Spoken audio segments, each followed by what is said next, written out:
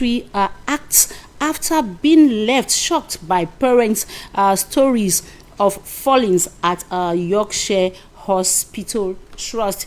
Away from that, we move over to the Herald, still in the United Kingdom, that carries this morning as caption, China warning of China's security threat to Scott energy grid. From the United Kingdom, ladies and gentlemen, we cross over to the USA with Washington's Post this morning captioning, big crowd protest Trump across U.S. While Los Angeles Times, still in the same story, captions, no king protest draws huge crowds. Report says that tens of thousands denounces Trump in Scotland and amidst mass rallies nationwide. From the U.S., we move over to China with South China Morning Post this morning headlining, firm seeks land for aircraft part help. And we move again to the Hindu. The Hindu this morning is captioning Pakistan and Afghanistan signed truce agreement in Doha. From one country to another this morning, we are crossing to the African continent, starting with the Federal Republic of Nigeria. So the Punch newspaper on its Monday's edition. The Punch is carrying as caption this morning, major caption this morning, coup rumors triggers public outrage in Nigeria. DHQ dismisses report, Nigerians back democracy. ANS ex-general rejects military rules. This day, still in the Federal Republic of Nigeria headlines, democracy is forever. Military dismisses rumor of coup plot. Away from there, we move over to Business Day, Sunday's edition, still in the Federal Republic of Nigeria, ladies and gentlemen, that carries as caption, fragile relief as price coal, struggling poor storage keep Nigerians food insecure.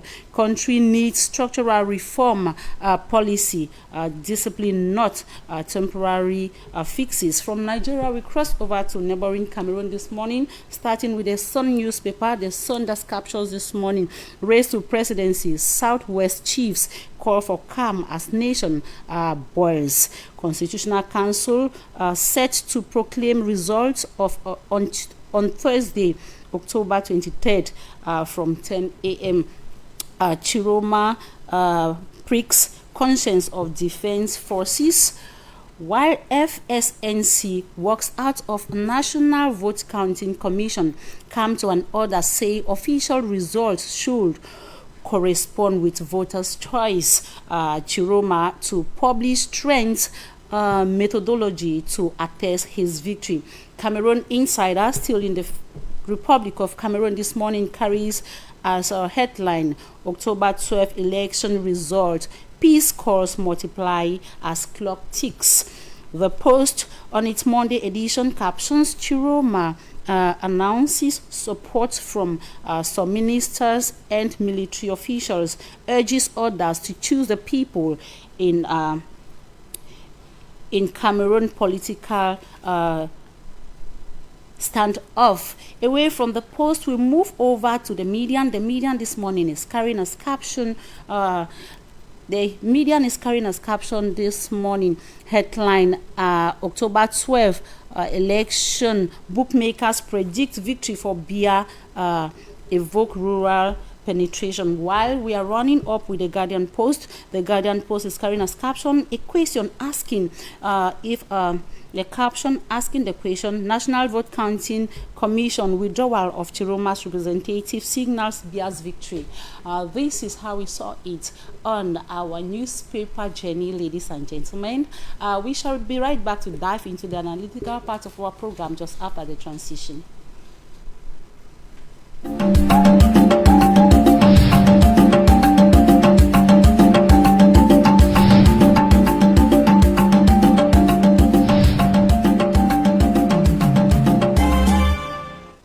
Welcome back, faithful viewers.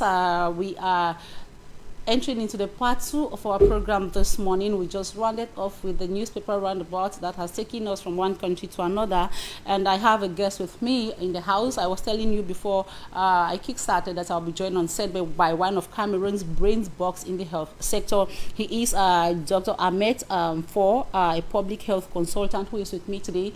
In as much as we are talking health, we are going to be peeping into what are the most catchy news items of today after us. Doctor, you're welcome. Thank you, Madam Frida. Good morning once more. Visiting your studio this morning. Good morning. So how have you been? How was your weekend? Oh, we thank God. Weekend, we know all of us Cameroonians, we have our fingers crossed with the tension and waiting for to see what will come.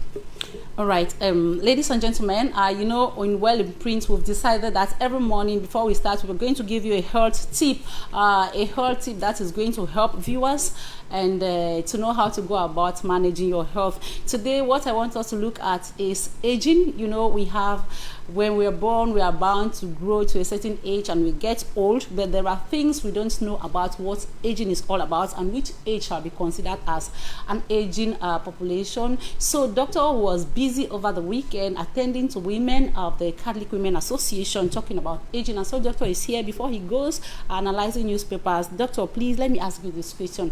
What age group constitute? How can age be aging? What definition can we give to the aging population? Yes, aging population, you know, this definition is actually a confused one because the context of the definition or the definition varies from one region to another. But as stipulated by World Health Organization, the aging start from 65 years. So people are considered old people or aging people are from 65 years above. But as I said, it varies within geographical regions and there may be communities. Because in certain situations, you see people in other communities, you may see people 50 years older than those of 60, 70, 80 years. Mm-hmm. So it varies. So, but the normal range, as published by World Health Organization, 65 years upward, you are old. You are in the aging population. Okay, so medical terms that define aging. Mm-hmm. That is it, we have it. Bala. So, you know, as we grow older, there are complications that come. You know, how good your health was when you were a baby gets to differ from when you're growing and until when you get old. My father was an old man before he died, and my mother is an old man now. So the aging comes with a lot of complications from what I've observed to my mother. I'm practically her caregiver. So can you please tell us some of the complications that come along with aging? Yes, aging, Madam Frida, comes with a lot of complications, and some of these complications out of ignorance we don't know. But when we closely know these complications, we may follow up aging people with a lot of care. The first one is you have cardiovascular problems. Mm-hmm. Will come up like heart attacks, like high blood pressure. It's very common in aging people. It's rare for you to see people under the age of 30 with high blood pressure. Another one is a respiratory disorder or respiratory disease, mm-hmm. Which is the most common one is asthma. Yeah. Asthma is more common in aging people. That's inflammation of the pulmonary or the bronchi, which can come as a result of some triggers. That's why we advise people who have aging people in the house to avoid this respiratory disease, especially asthma. We should avoid old people from sitting close to the asthmatic triggers, like sitting in a dusty environment or entering a farm with a lot of pollen grains. Yeah. If it gets into the lungs, and then using pets. They should not get too close. Even children, adults or children, they should not go too close with domestic pets like cats and dogs. Their fur in their skin can trigger asthma. The another one is you have musculoskeletal disorder, which is osteoarthritis. Okay. It's very common. You hear aging people crying of muscle cramps. My fingers are numb, under my legs are hot. Yeah. And I'm feeling something is eating my bones. This osteoarthritis. It's very common with aging. And then we have depression. Depression comes when aging people are isolated. Okay. They start feeling alone. So one of the treatments to handle aging people to live healthily before they come to an end of their own life is to keep company. To keep them company. So depression, when depression comes out, they don't live for long. Then we have impairment of sensory nerve cells. Most aging people will have problems of vision or hearing. It comes with age in some aging people. Okay. So it comes with, you have problems of hearing and seeing. It's common. So they have to start visiting an ophthalmologist and a neurologist time and again to adjust this, maybe give them lenses or prescribe some food like carrots, which has a lot of zinc that can improve on vision. Then we have geriatric syndrome. It's common that most people don't know what we call geriatric syndrome. In developed world, the great geriatric center keep aging people. This is because of the geriatric syndrome. Some of them are like falling. You hear that a mother fall from a step, a father fall from a step. A mother was moving, a father was not. Yes. All those falling is geriatric syndrome. Wow. You also have urinary incontinence. Means that it's difficult for aging people to hold on urine. That's why you see in developed countries they confine them in a one environment so that they can be taken care of this particular issue. Then you have metabolic disorder. Any aging person will have diabetes. Because as you grow up, as your active, sugar is metabolized. More sugar is used in your body. As you go for sport, you go for trekking. When you get old, the metabolism drops almost by 50%. And then your body needs little or no sugar. And so sugar start increasing. So diabetes, especially the type 2 diabetes, is common in aging people. And then the last one is we have the memory disorder. Most people who are of age, they always have problems with memory. They cannot retain things for a very long time because of the lack of the omega-3, omega-6 fatty acid, which is a backbone trigger for memory or retention. Wow, that's huge for the aging population, you know. When you live with these people, you're going to understand what doctor is talking about, because doctor, you were talking, a lot went through my mind. I am my mother's caregiver, so when you talk, I situate myself exactly in what you're saying. And there is this thing you talked about. You've talked about a lot of things as challenges that they go through. Now you talked about depression, and that got me scared. You say we should keep them company. It's not good to isolate and stuff like that. What do we do to an aging woman, an old woman like my own, who is stubborn and wants to stay in her house at all costs, does not want to come and stay here with her children to be well taken care of the way they want to? You know, to handle an aging parent, maybe maternal or paternal, is very, very complicated, because with the psychological and mental disorder, most of them, their reactions are always very negative. They want to impose on what you have to do for them. Whether it's not the good one, they have to impose. That's why you see that in well-structured countries, they have created a geriatric center, but I don't support that, because your parents living with you at old age is a lot of blessing from God, and then you take good care of them. You are very close to them.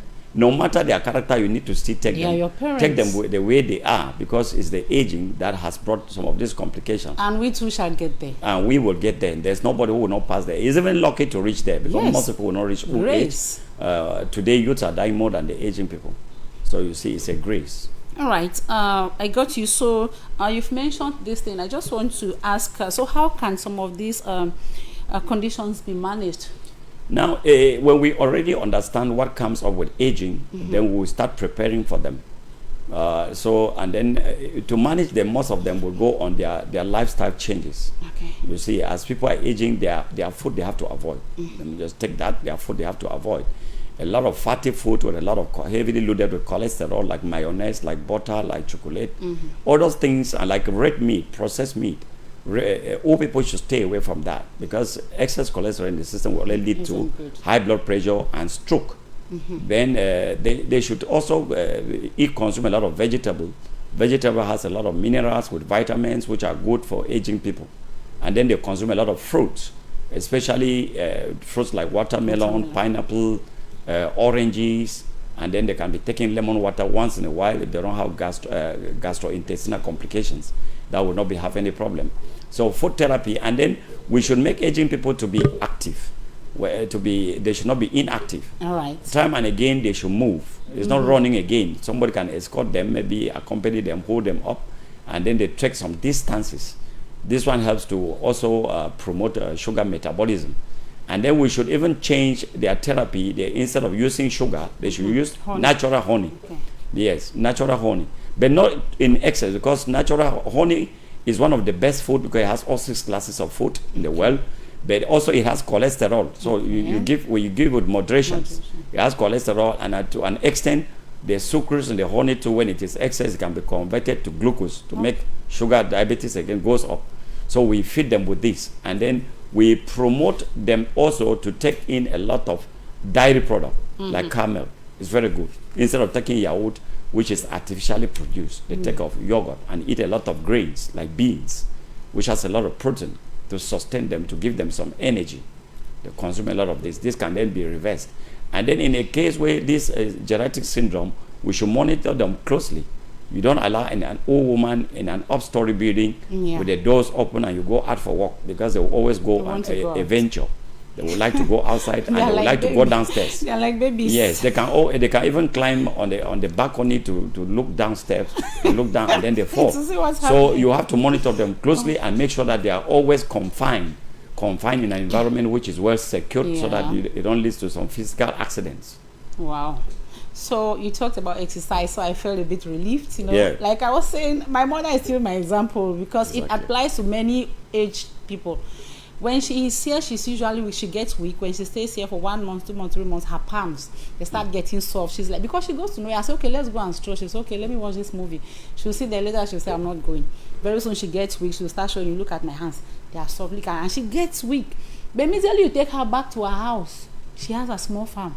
Every day she goes there, she does this, and she sweats. It's helping her, despite the fact that she's stubborn, though. It's okay. Well, doctor wants to say thank you for this update. We want to believe that next time we are going to have time to talk more on health tips, because it's really very important to start paying attention to our health, because it matters. So now we are diving into what the newspapers have said.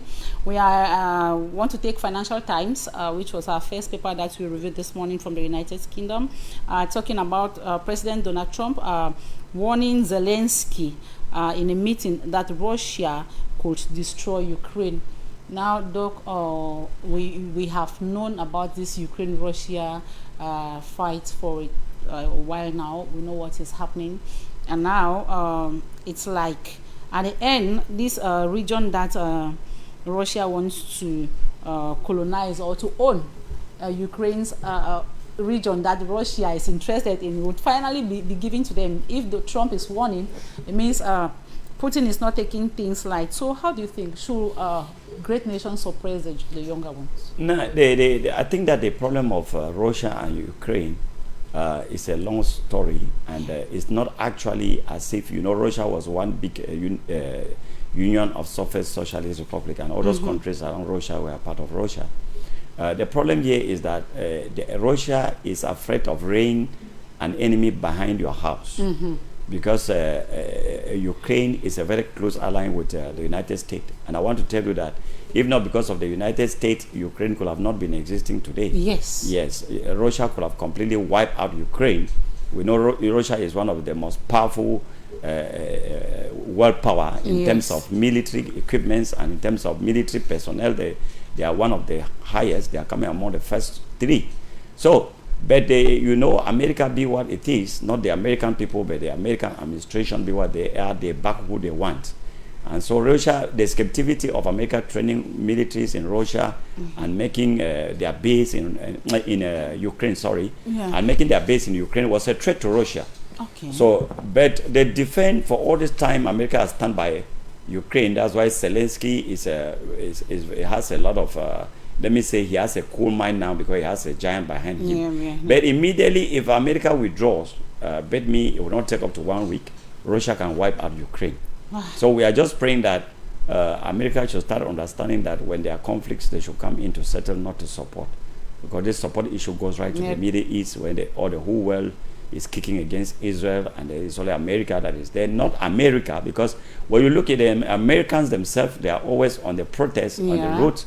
Time and again, they are protesting against the policies, the international policies of the president. So this is, I think, this is something that we're thinking that the next president that will come to America should actually look closely to American international policies. Yes, they are not very good. Yes, we have the Washington Post. Like you see, there has been riots, protests, tens of thousands of Americans protesting against administration. So you have Los Angeles Times that talks about no king protest. They say draws huge crowds. Report says tens of thousands, and it's the same everywhere. What do you want to say? When it says, what does it speak of Donald Trump's administration in this second mandate? No, you know that the first thing about the present American head of state is that it's one of the head of state that Americans have hate most from what we are seeing. And just because of his policies and the way he makes things and the way he looks at blacks, the kind of races and things like that. So this has triggered a lot of problems. And that you realize that even the white Americans are not happy with his role. He's coming on the second term. But because he's one of the richest Americans, he's always, he had the opportunity to come back because he could do a giant campaign and do a lot of things. But I think that from all the manifestation, the good thing is that they manifest peacefully, they are peacefully, and they are even protected by the law officers. Uniform. Yes, many uniforms, they protect them. It's not like with us here that we are protected by with mami water and tear gases everywhere. But there you see it's a peaceful demonstration.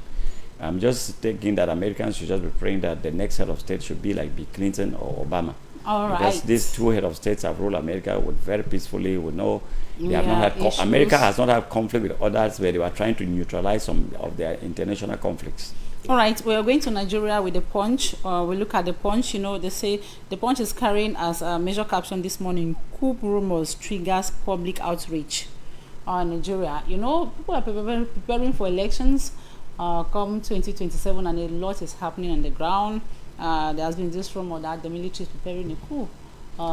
You know, Nigeria is also one country that has been known yes. in matters of coup d'etats, but the military has debunked this one. They say they stand for democracy. Do you really think that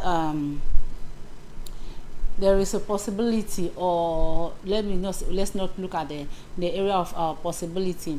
Do Nigerians have any reason to be afraid? Yeah, I think that the civilians in Nigeria have all the reason to be afraid. When you look at the history of Nigeria since from Shehu Shagari in 1982 up to date, you realize that there have been a lot of coup d'etats, and then the lot of the president, many new presidents that have been in rule Nigeria for this duration have been military people, and who came in through coup d'etats or maybe taking off the military uniforms and becoming civilians, turning into civilians to stand for this. Now, we are thinking that in a real democratic terms, let Nigerians also, they should also encourage, the administration should just encourage pure civilians, which are not military, to stand in for election and also rule the country. But the present head of state in Nigeria has never been a military. Yeah. Yes, we know it's one of the highest head of state in Nigeria that has had a lot of attacks. A lot. And he has suffered. Since in Nigeria history, I don't think any head of state has ever had these attacks that Tinubu Ahmed has had. Maybe it's due to his age, his age and his policies, and then maybe his biography. You know, most Nigerians must have seen what he has been doing and the way the elections were conducted, just like what is done in most part of Africa, which maybe the will of the people was not taken into consideration. So. Many protests, and Nigeria is one of the giant populated countries in the world. And when the rise of the it's always there's a lot of problems. There's a lot of and with them they can rise up and you see a lot of changes because they are always unanimous in their actions.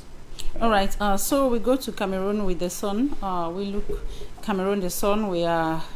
The Sun newspaper is going as caption: race to presidency. Southwest chiefs call for a calm as nation boils. Constitutional Council set to proclaim result Thursday, October 23rd. Now, like the Sun has said it, there is a lot of anxiety in the air, a lot is happening. There are calls for calm, there are calls for peace to reign.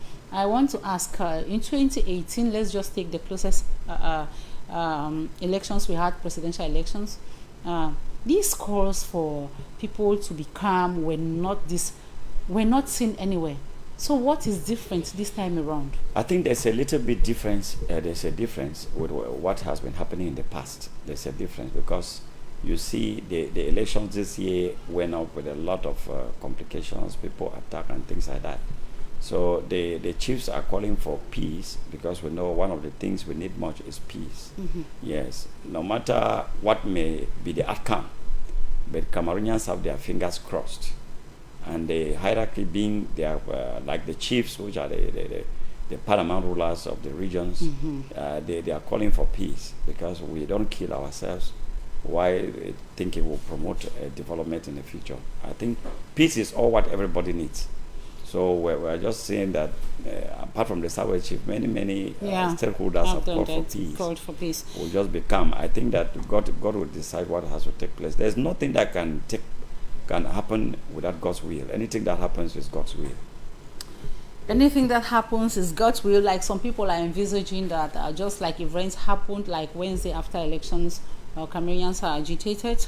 And so the presidential candidate Issa Choma is asking for the conscience of the men in uniform to stand for the nation. You saw what happened in Douala, what happened in Chang, what happened in Limbe. Yes, this is one of the things that the stakeholders are coming in to call for peace, because what happened in Chang was so disturbing, and then it was the mob action and anger manifested, building demolished. I think there's a fear, and what happened in Bonamusadi.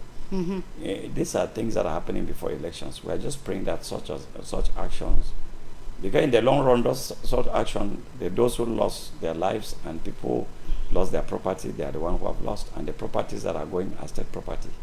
No matter who comes in, it's the state property, it's your property. So that is what is disturbing. We are looking at the atmosphere is more tense than that in 2018. The atmosphere is more tense than the past elections. I think the atmosphere is just tense like 1992 election with Nijon Frundi. Yes, I think that kind of atmosphere. So all what we are crying is peace. And then this time you see that the atmosphere is tense because it seems as if the whole country was injected with a kind of virus to actually go in masses and make sure that things happen the way they have to be. Yeah. I think that is it. So there is a FSNC that works out of the National Vote Counting Commission. It works out in the middle of the commission's work. Do you think, like the Guardian Post is asking the question, this is going to work adversely for, or announcing, is this automatically announcing a victory for the incumbent? I think that when you see representatives of party moving completely out, it means there is a problem. And we are thinking that the Constitutional Council, many people already understand that the election went this way. And when they may be seeing things that they don't know, it could trigger such things a move. that do not reflect what Yes, don't reflect what they actually know. It may trigger this move of people out. And then because they're seeing that maybe something that has been happening recurrently is happening again. But we just think that the house, that the Constitutional Council and the people in charge to declare these elections should be very honest in the way they are doing things, because the future of the nation is in their hands. Yeah, Professor Kamto in one of the reports is asking for the people's choice, the people's voice to be heard, to be respected, and everybody is calling for transparency, calling for the Constitutional Council. But to me, I'm thinking that the last fight is not the Constitutional Council reads what they table to them. Yes. Every other thing happens before then, so they read what they are doing. Exactly. That is what is supposed to transparency. Yeah, that's what is supposed to be done on paper. That's what is supposed to be done. I and you, we are not politicians, but we are political observers. So, but it seems as if when you see people re-agitating, it seems as if things have been tampered with. We are political observers. We are not politicians. We are not politicians. I think that if there is nothing wrong, then I think people cannot take action. But you see people take actions, that means there is something fishy. There's something fishy, very fishy, that has caused them to move. Yeah. So because we're just praying that peace reign. That's what we're praying, that peace is priceless. Just the actions we have seen before pre-declaration of the results. You can imagine. Is showing the tensions among people. But we need to put peace a priority, because with that peace, we cannot sit on a round table to talk. A country will not develop. We'll go on destroying our own homes. So we're praying that we should reason and keep things in prayers. Although, as I told you last time, for prayers to be answered, it needs a lot of parameters, whether our intentions are good ones, whether our hands are clean.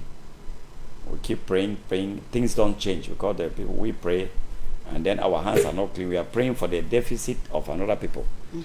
So that is one of the problems. So we're just thinking that we're praying that things should come the way God should talk to those who are declaring the results to give us the true results. So, do you think if, in one way or the other, the incumbent or the ruling CPDM party had represented a different candidate, the tension that we have now would have been minimized? That the ruling party had representatives. If they had a different person stand as a candidate, for the CPDM, Maybe they have a I want natural to. candidate. Yes, I want to think that what Cameroonians were out for was a kind of change of system and maybe change of repeated pictures. Monotony. Yeah, so I want to just believe that maybe if a different phase have surfaced up and a defense administration surfaces up in the ruling party, maybe it will have cooled the minds of some Cameroonians. They are saying things repeatedly. I think this is one of the things. Yeah. Those who were not born, they came and met it, and they are still saying the same thing. I think this is one of the things that make the youth to be very angry. So, do you think October 23 is pregnant with uncertainty for Cameroon? Yes, it's pregnant with uncertainty, but to an extent, it's not. The pregnancy is not a complicated one. Yeah, because it's a pregnancy that will cause a delivery without cesarean section. There will be no operation. Okay. What I mean here is that it will happen just very calmly. Yeah, like it has been. Yes, always been the case. It's not something that will forcefully happen. Mm-hmm. No, but it will happen just calmly. That this is the results. These are the results, and after release, regional statistics, divisional statistics, subdivisional statistics.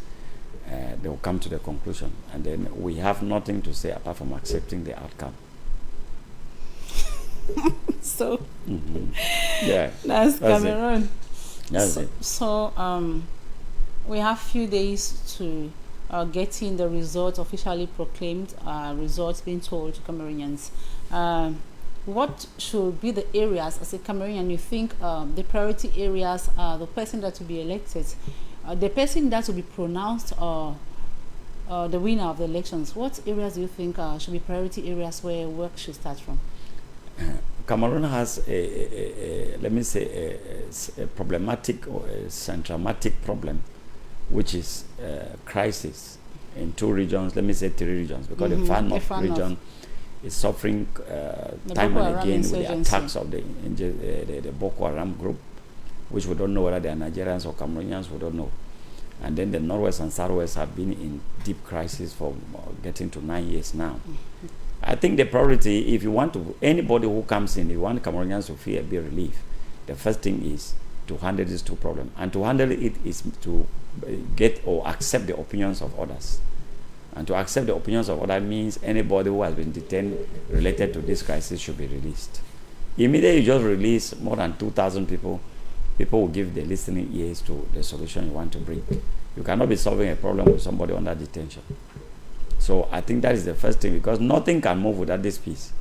If you come in with a good agenda, there are certain areas that they will not still reject the agenda and you will not be able to implement that agenda. But immediately you do the gesture of bringing peace within 12 months, 1 full year, you bring peace in these 3 touched regions. People will give you a listening ear and sit with the people at the table and table an apology, and you go back to step 1, solving the problem, together with the people. Cameroon will go back to where it was some years ago. Some Cameroonian youth are agitating, things that it's like the Cameroonian youth has been repeatedly insulted. It's like they are all dumb. No other person can do anything. Is the Cameroonian youth really that weak? Can't we pick up responsibilities? The problem is the opportunity of picking up responsibility. The opportunities are not there. The first thing is that the youth were deceived with education and promised gold and silver after education, which they never saw even a bronze. Now the danger in it is that any youth that was going to school thought that after school you are going to enter a NAM, you enter a NIA, you enter QS, and come out to be a top administrator somewhere. And then they discover that the reverse is true, that it becomes difficult, and that some people are prioritized to go to these areas, and they are now frustrated. But it was not the thing that could have been done. They could have rather empowered the youth. Maybe create empowerment centers where youth can be empowered on hand-on activities. Today they are frustrated. I've been saying this time and again, you have featured You have to fight for your own future, not fighting by looking for a job. Yeah. Many reasonable people don't like salarized job. I for one. How much? I don't like salarized job, but train yourself with a profession that can put a foot on your table. And this is a hand-on activity. If you are professionally trained, or you go to a vocational school, or you do a training maybe for 3-6 months, why not something like backyard fishing or backyard poultry? This one gives money. Yeah. You see how the Western region generate, the economic is booming because of livestock agriculture. But we are only thinking about air-conditioned offices, waiting for monthly salaries and expecting bribe from left and right. Soft life. Yeah. So I want us to look at the Cameroon diaspora. Do you think they are doing too much? Do you think that the diaspora has a negative impact on what is happening in Cameroon at the present moment? You know, the diaspora has been coming in as a catalyst. When it comes to opposing the government, there have always been a catalyst. And some of the administrators which are linked with the regime, which are in the diaspora, they come in also like a catalyst.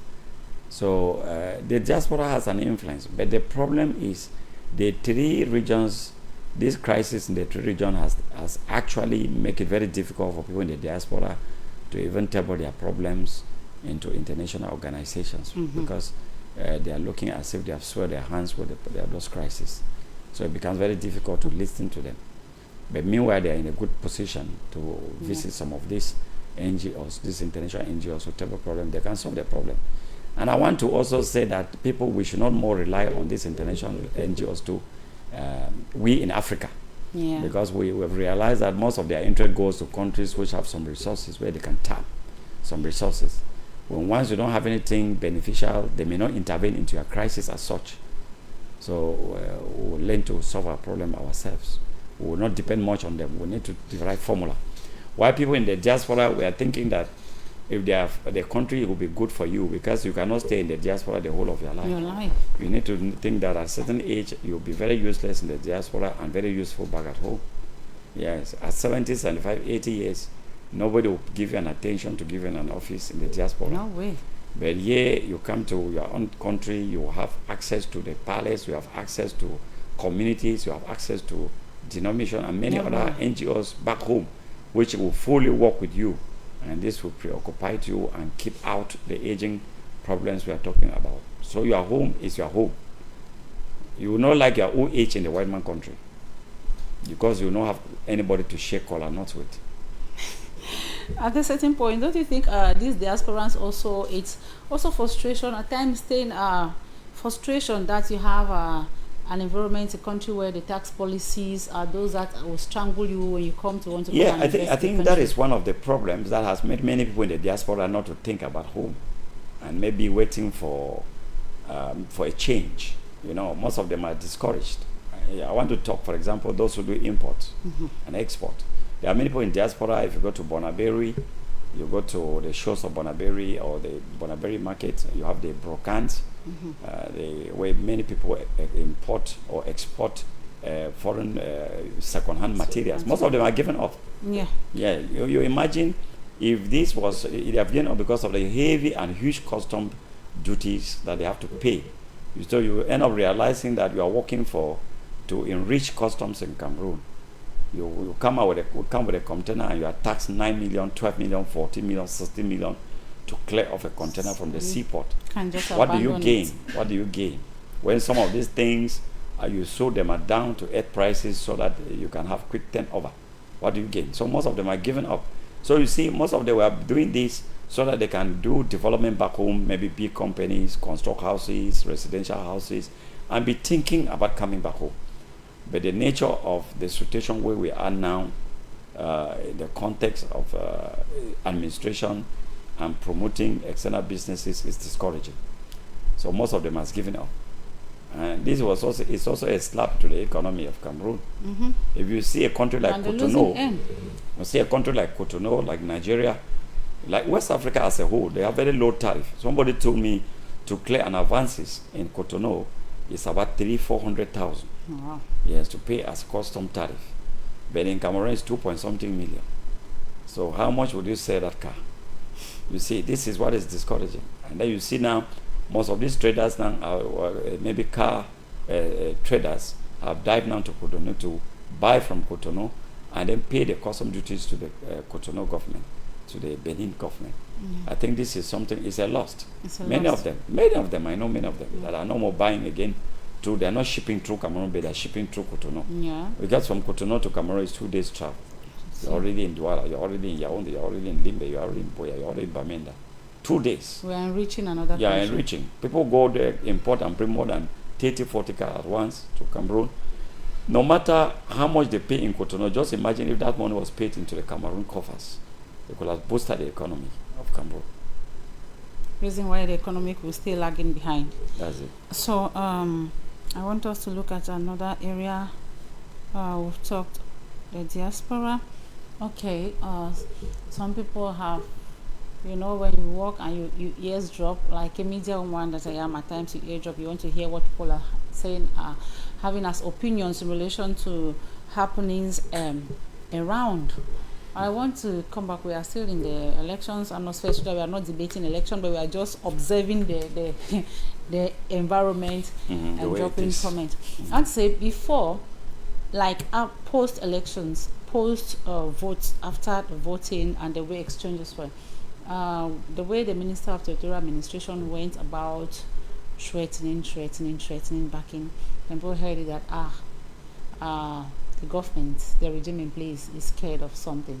Do you think there was a need, or the way the papers were read frightened the regime in place at a certain point?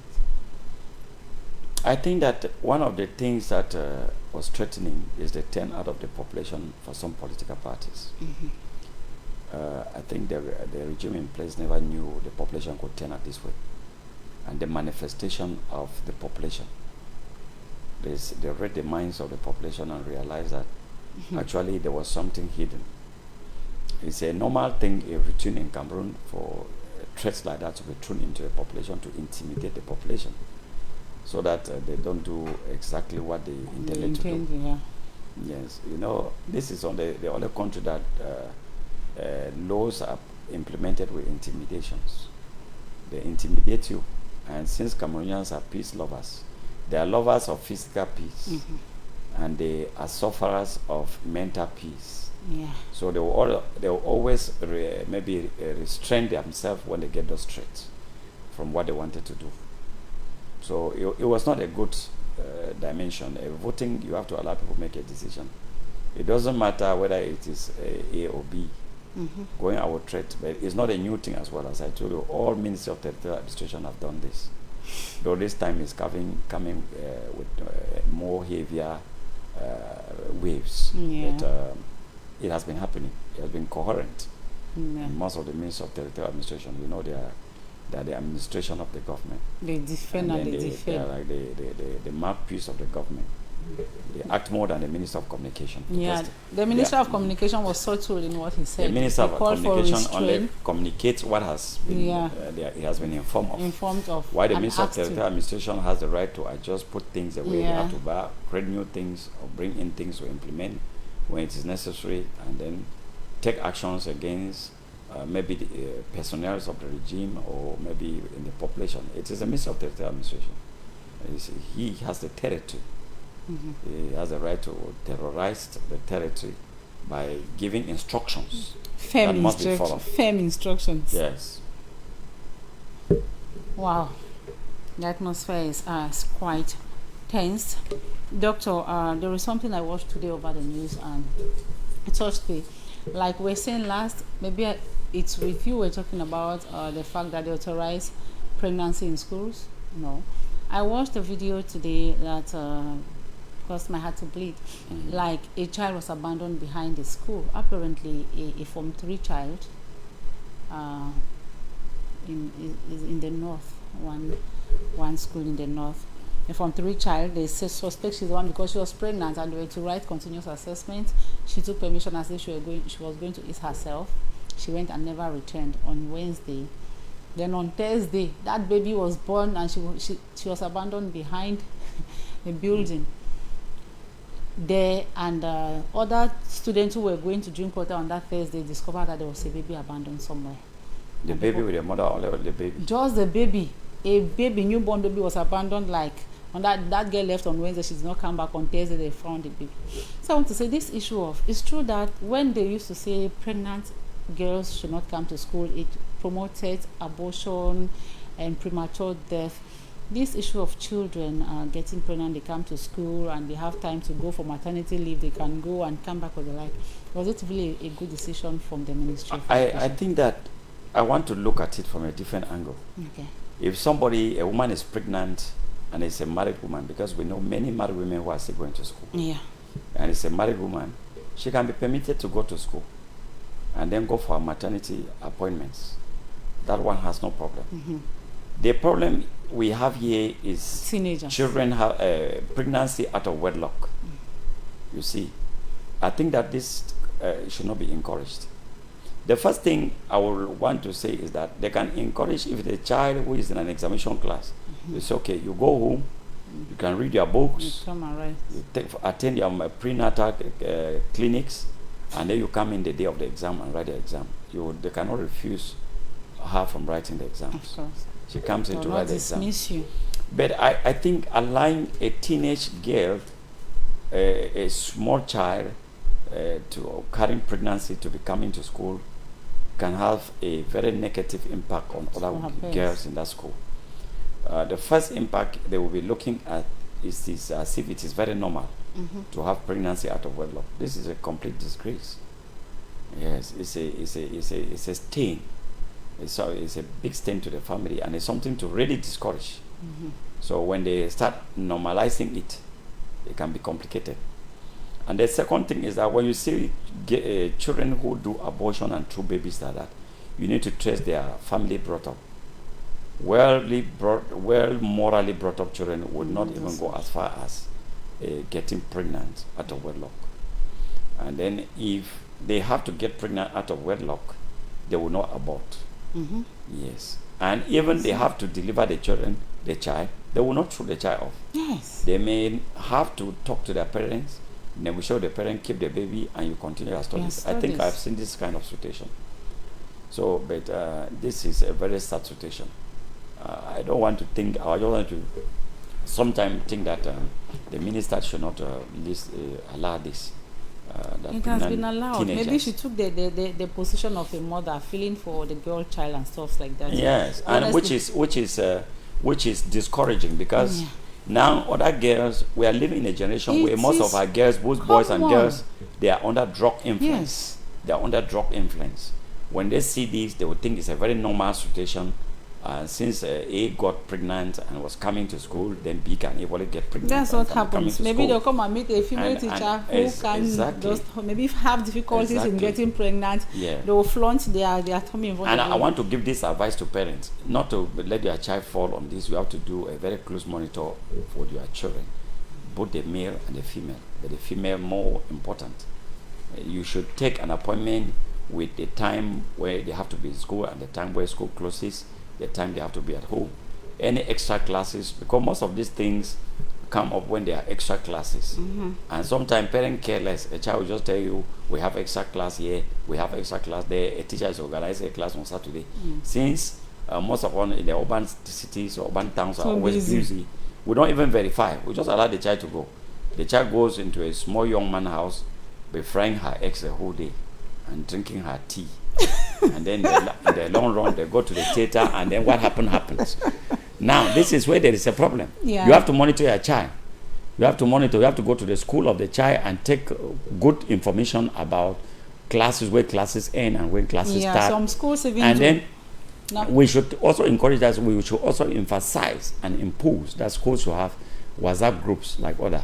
If any teacher who is having any extracurricular activity or extra classes, it should be well known in the school forum that this teacher is organizing a class, and most of these classes should be in the school campus.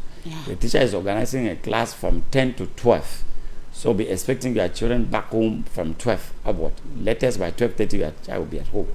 The parents should be aware of this, and we parents will need to do serious follow-up, because once this kind of thing happens, it's very difficult to reverse it. Very, very difficult to reverse the situation. I have a 14-year-old that just had her own child like that. If you see her, they tell you a 14-year-old, you look at her.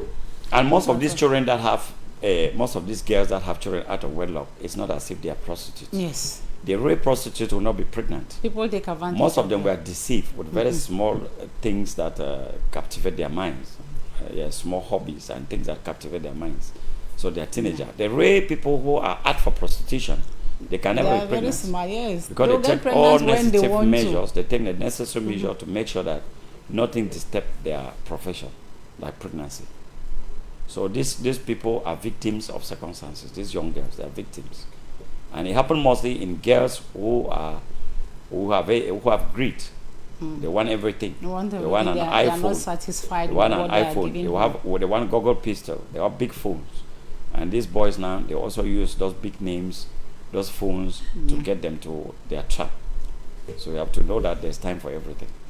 All right. So we come back. I followed a debate of a senior colleague I respect, who was talking to one professor on a debate set, talking about presidential candidate Issa Chiroma, saying that he was doing that his thing. Immediately when they proclaim results and he dares to say he won, he will just be arrested.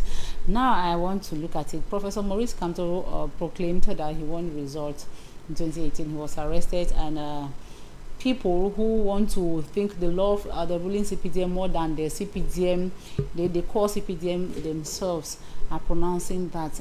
Do you think that it's going to be a good thing, or it is a good thing that things should end this way, even if the person that proclaims, maybe elections are tendance, as I say in French, the first results, like what comes from the police station, are being known, so people can say, okay, I'm leading, I am. It's true that we await official proclamation. Should every opposition candidate be sent to jail? You know, with the digital system and the technology today, it has made things to be very complicated and to very good. Because you realize that most of the statistics were immediately taken on the spot and then they went viral. Yeah. And I was believing more in the statistics which were written on the blackboard. Yes. Because statistics written in the blackboard with people in front. The counting was more legitimate than the statistic was written. I can equally take a pen and write something on a paper and post. Of course. That to cause confusion. And I think that all party representatives, they had snapped the pictures directly from the sources, from the boards, and then sent to the social media for people, is to create an awareness. I think saying that this party is winning here, is winning there, is winning, it's not a problem. It's not a problem. Yes, every party, any candidate can say that. Any candidate can say, okay, from the statistics coming to my own office now, I am leading. I think that is not a problem. Since the results are still under compilation, the final verdict will be known when all is compiled.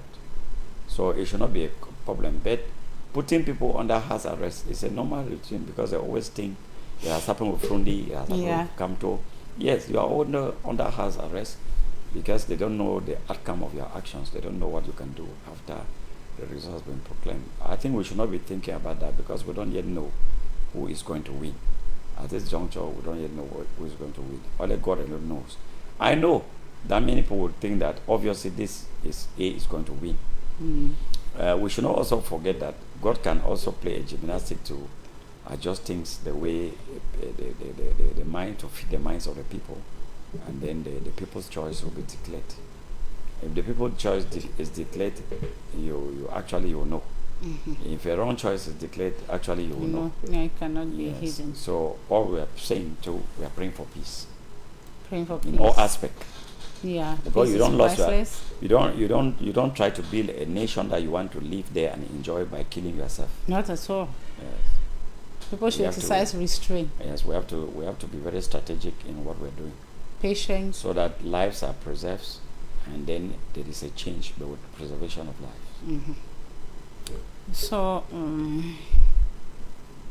okay, October 23rd is in 3 days, and